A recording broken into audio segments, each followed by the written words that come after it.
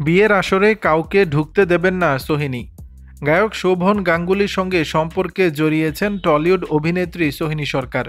কয়েক মাস আগে গুঞ্জন রটেছিল বিদেশে ছুটি কাটাতে গিয়ে বাগদান সেরেছেন এই যুগল। যদিও এই গুঞ্জন মিথ্যা বলে দাবি করেন সোহিনী।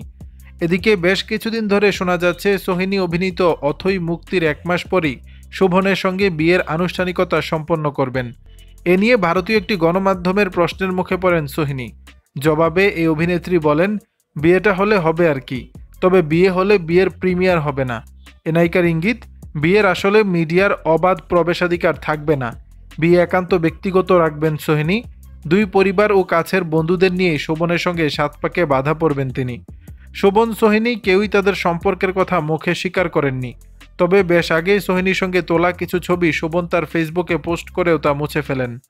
ছবি মুছে ফেললেও তারা যে সম্পর্কে রয়েছেন তা বুঝতে কারো অসুবিধা হয়নি। বাগদানের গুঞ্জন চাউর হলে দুজনেই নীরব ছিলেন।